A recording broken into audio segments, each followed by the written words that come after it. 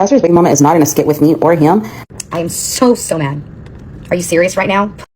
Putting my child on TikTok? She needs to get off the app because she was a nobody and she's still a nobody.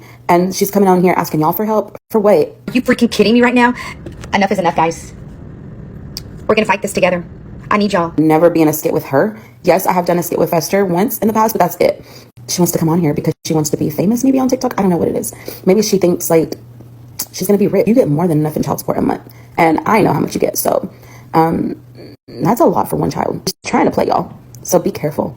Ashley Trevino is yet the downfall of another person. Now, Uncle Fester's ex-wife is asking for help to get custody of her son because Uncle Fester had his 16-year-old son on live answering questions, putting his mom down. So his ex-wife is saying, I've had enough. And rightfully so. And then Machone comes on here saying, all the rumors are fake. I do not mess with Ashley Trevino at all. I am not letting her stay in my apartment. It's fake news. And people seem torn between the fact that Uncle Fester's ex-wife is on here asking for help.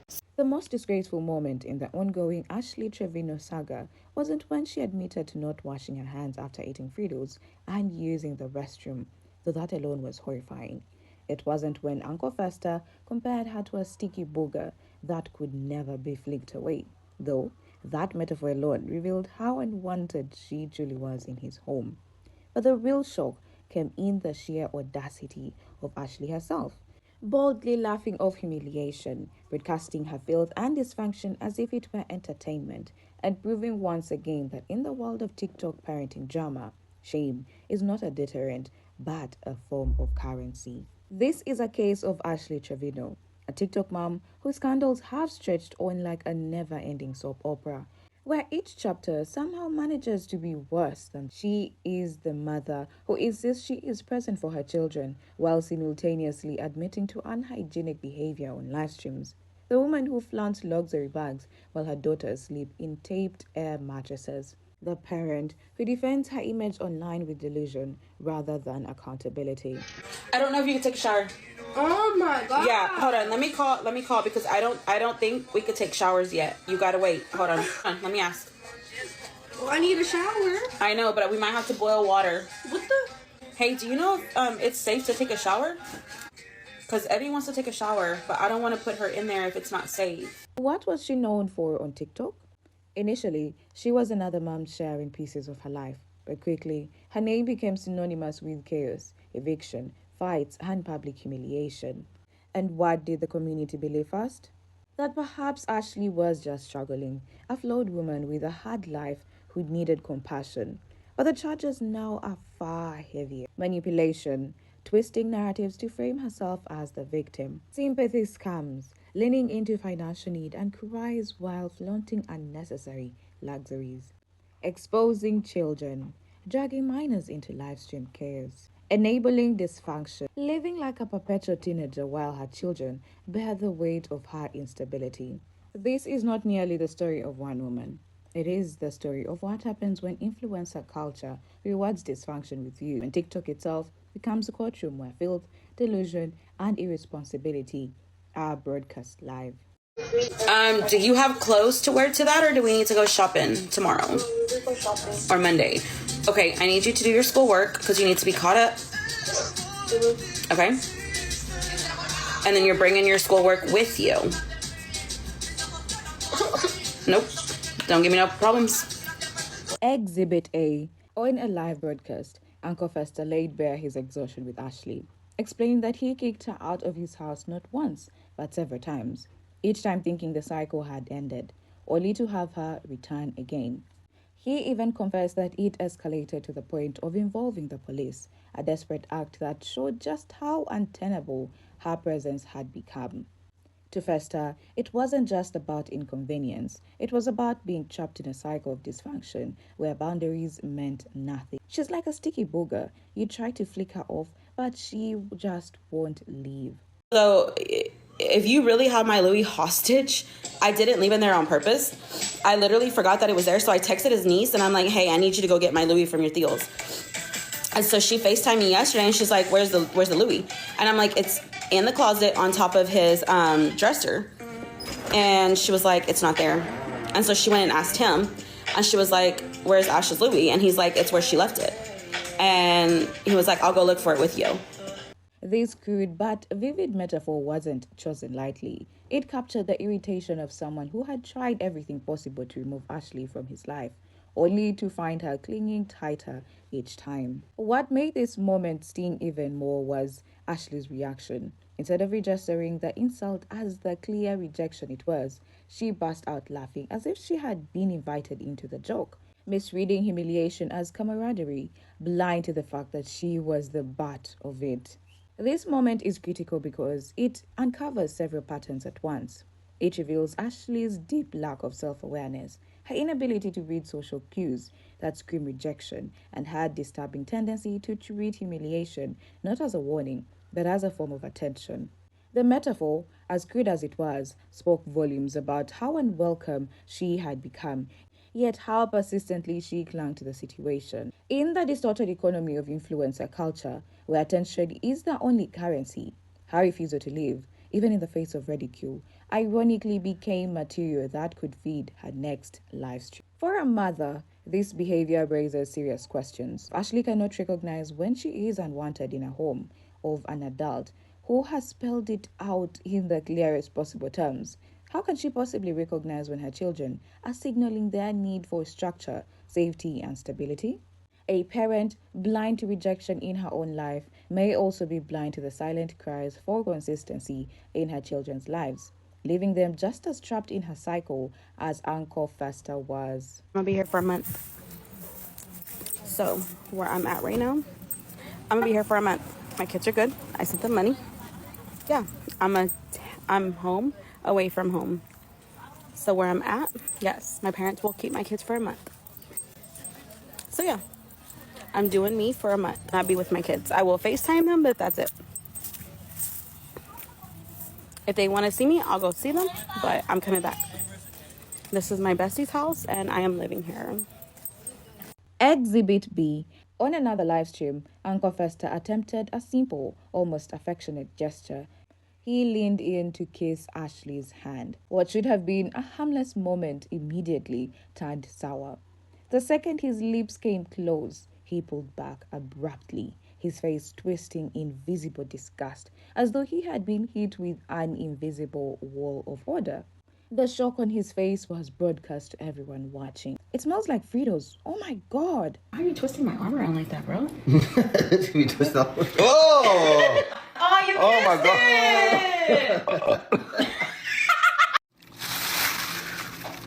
That was gross. It smelled, huh?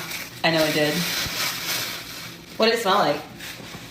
You don't even want to know. What did it smell like? You don't even want to know. Like Fritos. I did eat Fritos a while ago. Did you really? Yeah. I did. You didn't see me. No. The bag is right there. It's in here. I literally ate Fritos a while ago. But I just used the restroom and I didn't wipe my hands. You're freaking gross. I am, huh? You should smell the restroom. Damn. Look at this. I'm gonna need a plumber. Biscuit, what's He up, didn't Biscuit? get to go do what he wanted to do. Even my dog's over there. He's like running. He is running. You know what I have to do? Ashley admitted without hesitation. I ate them, and I used the restroom, and I didn't wash my hands. The humiliation didn't end there. To compound the spectacle, Fester nearly gagged on camera, fumbling for a bag to throw up into, while even his dog reportedly bolted from the room. For the audience, this was more than just a funny mishap. It was a horrifying glimpse into the everyday reality of Ashley's lack of hygiene, revealed live in real time. Hygiene might seem like a private matter, but once broadcasted to thousands, it becomes symbolic. For a grown woman, and more importantly, a mother, to casually confess to not washing her hands after eating greasy snacks and using the restroom is more than gross. It is an open admission of neglect. This isn't just about personal habits. It speaks to a deeper disregard for health, responsibility, and the example she sets for her children. If Ashley cannot uphold the most basic standard of cleanliness for herself, how can she be trusted to model or enforce it for her kids, whose health and habits are still being shaped? This was not an isolated embarrassment.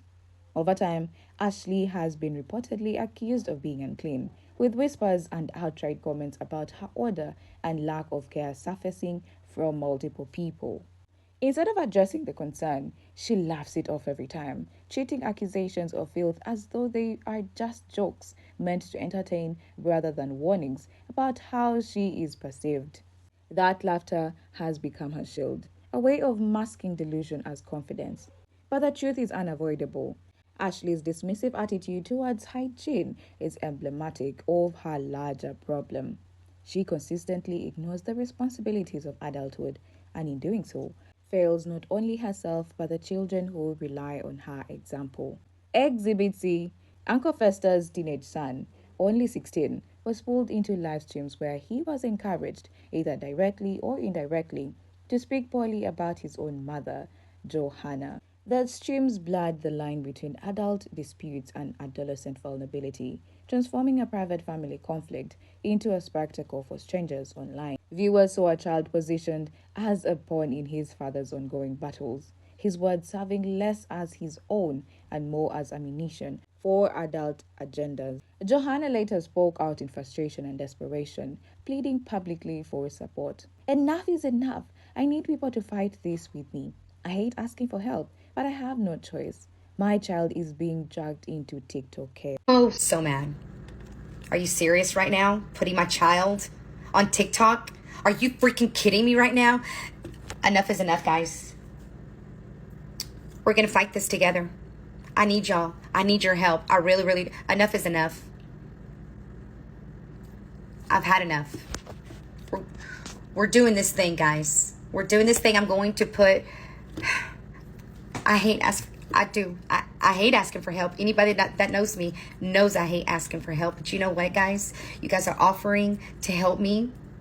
And that is the only way that I'll be able to fight this fight with y'all's help. That's the only way.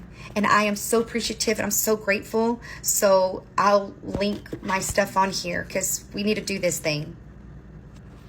I love you guys and thank you so much for the encouragement. I am so mad. Are you serious right now? Putting my child... Her statement underscored the gravity of the situation. A mother who felt powerless as her son's image and voice were weaponized against her in a digital arena she hadn't chosen to enter.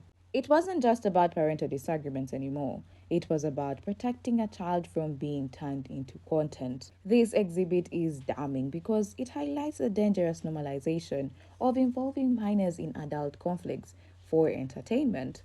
Whether Johanna herself sought attention later, the fact remains her teenage son was put in a position no child should occupy, made to perform dysfunction for strangers who turned into not help but to consume the chaos like entertainment. This reveals how far boundaries have eroded in TikTok culture, where children's lives become collateral damage in the pursuit for views and clout. Ashley's involvement here, though not always direct, is undeniable by both association and participation. She stood within this orbit of dysfunction, failing to call out the line that had been crossed, and in doing so, she became complicit. Instead of advocating for the protection of minors, she blurred those boundaries even further, treating children as extensions of the drama rather than individuals needing shielding. The message is clear. When parents and their associates choose spectacle over safeguarding the children, pay the heaviest price. Can somebody tell me why Uncle Fester is on TikTok live right now with his 16-year-old son and he's letting people get up there and ask his son questions, and he's talking bad about his ex-wife, his son's mother, on TikTok live with his 16-year-old there? Like, I don't understand what's going on here. Like, even if this is a skate, you're involving a 16-year-old child and there's drinking in the house. You can hear Trevino opening a bottle. Like, is this what happens to people when they get clout? They suddenly get like really stupid in something and do stuff like this. And now recently, because his ex-wife came out and she had an interview with Carol C, he said that he was going to take custody of their 12, 13 or 14-year-old daughter. No judge is going to okay for this man to get custody of a 12, 13 or 14-year-old child when he does things like this on TikTok live. Like, I don't understand what's wrong with people. Exhibit D. Ashley went on Snapchat and insisted, almost defensively, that she was still an active, present mother. She spoke directly to the camera, asserting that she saw her kids nearly every day, that she maintained constant conversations with them, and that they had even spent time with her recently. She emphasized that the public would never know these details because she no longer posts them online, as if withholding evidence from her followers was proof in itself of her maternal devotion. I see my kids almost every day. I talk to them all the time. I even had them with me recently, but you wouldn't know because I don't post them anymore. And for those of you that don't know, I do see my kids regularly, almost every day if I can, and I talk to them almost all day. And they were here yesterday, but y'all didn't see that because I don't post my kids. And I've seen some videos on TikTok saying that I got a water slide for kids that are not my kids, and I didn't get nothing for my kids. My kids came over. Yes, they were there. But again, I shouldn't have to explain myself or prove anything to y'all. Y'all are gonna make videos regardless. But yeah, my kids were there yesterday. So make sure you get the facts straight before you make videos on TikTok trying to explain that I don't see my kids and I do other things for other people's kids. If y'all only knew that I seen my kids the night that me and Uncle Fester went out too. Like, after we went out, we went straight to my parents' house to go see my kids. So, I mean, I've seen my kids for the last 2 days, and my kids, yeah, just so you know. This over-explaining reveals far more than it proves. Good mothers do not need to construct elaborate defenses on Snapchat or live streams because their stability is visible in their actions, not their Ashley's insistence that unseen moments should be enough proof of her parenting is undermined by the visible chaos in her public life.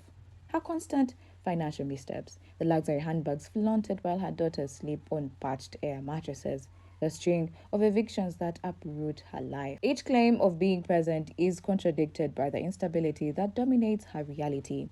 By pouring energy into convincing strangers online, she exposes her priorities. Narrative over nature, clout over consistency. This is the tragedy of influencer motherhood.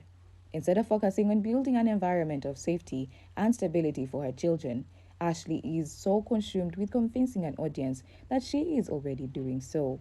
The approval of followers becomes the substitute for the quiet and glamorous work of parenting. Convincing the internet matters more than providing stability for our kids, and as long as the performance continues, the children remain secondary to the spectacle. Exhibit E. Ashley announced proudly that she had secured a new apartment, holding her phone low to film a so-called tour that mostly showed the floor. By keeping the camera pointed downward, she conveniently avoided panning to the bare walls and empty rooms, concealing the lack of furniture that would have betrayed just how little stability she truly had. For viewers, the performance was transparent. Ashley was more invested in presenting the illusion of progress than in establishing a home for her children. She punctuated the announcement by boasting about a new Louis Vuitton bag, flashing the designer logo with satisfaction, while at the same time, her daughter was known to be sleeping on an air mattress patched with tape, the same kind of makeshift solution Ashley had used before in previous apartments. The image was striking. Luxury goods on display for strangers online, while the basics of comfort and dignity for her child remained neglected. Luxury branding in place of basic necessities. This is Ashley's unmistakable pattern. It is a cycle where appearances matter more than foundations, where status symbols are treated as proof of success, while the essentials of parenting are ignored. The community sees through it, recognizing that a handbag cannot substitute for stability, that a logo does not erase the reality of a child resting on plastic and tape. This is not just about poor spending choices. It is about distorted priorities where clout takes precedence over care. Ashley Trevino moved into her new apartment, and this is the apartment, and the girl is still sleeping on an air mattress. Imagine putting your Louis Vuitton on an air mattress at your big grown age. And do not get me wrong, I lived the struggle where I was sleeping on an air mattress before. But there is no way I'm buying Louis Vuittons before I have a freaking bed. Priorities are all messed up. People in the comment section is saying this is Shardy Bay's old apartment, but I don't think it is. I guess the place she used to live in didn't put her eviction on her record because I don't know how she got an apartment. And I'm sure her credit is not good. Makes me wonder if Uncle Fester put it in his name and because he's making money off of her. Her kids are not living with her, but I want to know, are they in freaking school? These kids need to be in school. She swears that they're homeschooled, but who is homeschooling them? And she's not even in the same town as her kids. I would be so embarrassed to post a picture of my new apartment with my freaking blow-up air mattress with my Louis sitting on it. Once again, Ashley's priorities betray her children. Instead of investing in beds, furniture, or a stable environment, she pours her limited resources into fleeting tokens of luxury, hoping to project success to outsiders while failing those who depend on her most. The disconnect is glaring. Her children do not need designer handbags paraded for the internet. They need security, comfort, and a mother whose choices reflect their well being rather than her vanity. The fallout is already sentencing Ashley. TikTok has restricted her. Evictions mark her record, and her children remain distanced while she flaunts false stability online. She is mocked on live streams, rejected by even those who once tolerated her, and yet she continues clinging like the very metaphor that described her best, her sticky booger. The punishment is public ridicule, lost credibility, and children raised in instability. Each live, each clip, each humiliation is another sentence being read aloud in the court of TikTok. Judges' analysis. What do we see here? We see influencer culture at its most corrosive, where humiliation is monetized, where dysfunction is normalized, where children are props, and where trauma becomes a career. Ashley is not unique. She is a case study. For every Ashley, there are dozens of others learning that bad behavior can be a brand. When mothers flaunt luxury bags while their children sleep on taped mattresses, when hand washing becomes optional but live streaming is mandatory, when custody battles become live stream content, the question must be asked: what are we rewarding as an audience? The case of Ashley Trevino is not just about one woman. It's about the audience that fuels her, the app that allows her, and the culture that celebrates dysfunction as entertainment. Transitioning from Ashley's chaos into yet another storm within TikTok's parenting sphere, we arrive at the saga of Brie and 2K, a case that shows how the same patterns of neglect, cloud chasing, and misplaced priorities ripple through this ecosystem. The most shocking moment in the Brie and 2K custody battle wasn't simply the courtroom drama. It was the fact that Brie, despite having been warned by the court, put her son Winter in harm's way by flying with him while he was sick, violating court orders, and then live streaming her side of the story as if our audience was the true judge of the case. The audacity of prioritizing content over a child's well-being is what turned this case from a private legal matter into a full-blown TikTok scandal. Brie was once seen as just another young mom in the TikTok content houses, while 2K was her ex and the father of Winter. On the surface, they were co-parents in conflict, but the charges that emerged during their battle were damning. Violation of court orders by taking Winter on a plane while sick, live stream addiction, broadcasting courtroom updates instead of focusing on her case, neglect by association, partnering with Santos, who himself faced accusations of what could have been a private custody case turned into a spectacle where every slip Brie made was used as evidence against her. Exhibit A. Despite explicit court orders barring her from taking Winter on a flight, Brie chose to fly with him from Texas to California while he was battling an ear infection. This was not a small oversight. It was a direct violation of legal instructions and a decision that placed her child in physical discomfort and potential medical danger, as air pressure during flights can severely worsen ear infections in toddlers. Observers noted that this wasn't just a matter of poor judgment, it was a willful act that prioritized her own convenience over her child's health. This single decision became the cornerstone of 2K's full custody motion. It provided undeniable proof to the court that Brie was reckless with Winter's well-being and dismissive of established authority. By ignoring the judge's prior ruling, she signaled a disregard for both legal boundaries and maternal responsibility. What might have seemed to Brie like a harmless trip became, in the eyes of the law and the public, the ultimate act of defiance that undermined her credibility as a capable caregiver. Exhibit B. Live streaming the courtroom. Instead of focusing on her case with the seriousness that custody disputes demand, Brie repeatedly went live during court breaks, propping her phone up as though the audience of strangers online was her real jury. She narrated her own twisted version of proceedings, framing herself as the victim and painting 2K as inattentive and careless. At one point, she even mocked him for yawning in front of the judge, attempting to spin the natural human action into a sign of disrespect or lack of concern. What she failed to grasp was that while she thought she was scoring points with her viewers, she was simultaneously giving the court more evidence of her misplaced priorities. This habit proved fatal to her case. Bree's addiction to the live stream spotlight became her undoing because every minute she spent entertaining her followers was another minute proving she could not put down her phone even in the most important fight of her life. The court didn't need to dig deep. Her past live streams and her real-time behavior provided a clear record of irresponsibility, volatility, and distraction. In essence, Bree herself handed the evidence over, showing that the lure of attention overweighed the seriousness of motherhood and the sanctity of court. Exhibit C. Santos's hypocrisy. Santos, Bree's partner, publicly claimed that 2K didn't deserve custody of Winter because he allegedly mistreats Winter. His words were delivered with conviction on live streams, designed to sway public opinion that cast doubt on 2K's character. Yet those watching couldn't ignore the glaring contradiction. This accusation came from a man who had willingly given up on his own daughter to an ex-partner, distancing himself from fatherhood responsibilities, and who carried his own baggage of domestic violence allegations. The irony was thick. Santos positioned himself as a protector of women and children, while his own history suggested the opposite. This hypocrisy only strengthened 2K's case. Instead of undermining 2K, Santos exposed his own flaws, giving the court ample reason to see him as a destabilizing and negative influence in Winter's life.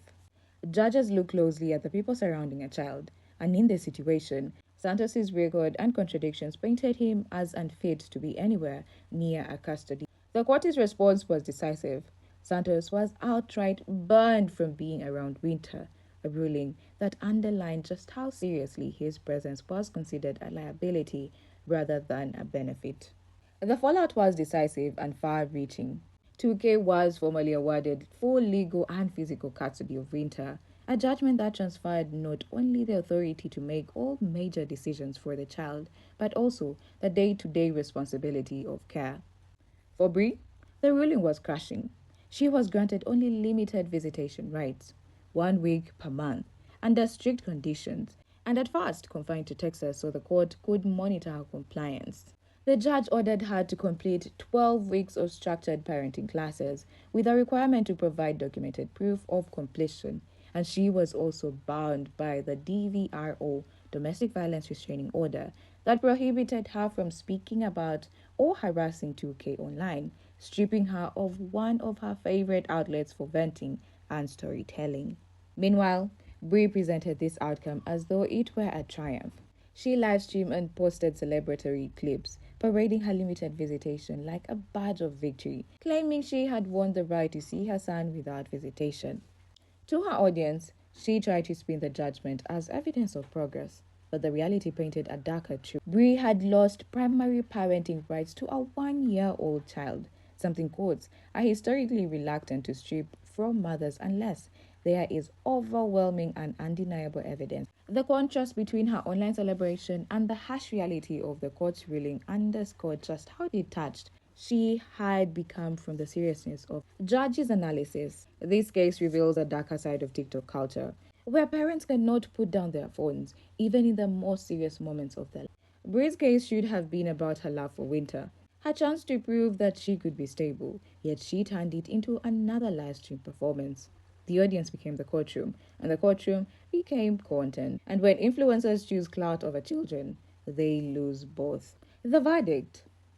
Based on the evidence presented, Ashley's delusion, her humiliation, her neglect for priorities, and her willingness to drag children into chaos, alongside Bree's reckless violation of court orders, her live stream obsession, and her loss of custody. The verdict is clear.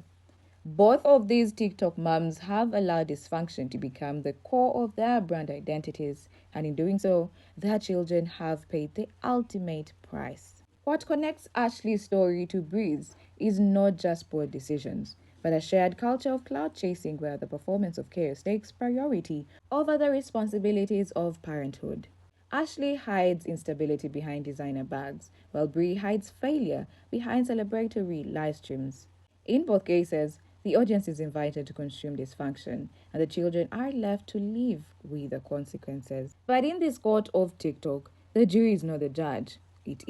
Should Ashley and Brie be seen as struggling mothers who need help, or as cautionary tales of what happens when clout becomes more important than care? Should these stories serve as warnings to stop rewarding dysfunction with clicks, or do you believe redemption is possible if accountability ever comes first? Leave your verdict in the comments below, because in this courtroom, the jury is the audience, and the sentence is relevance or cancellation.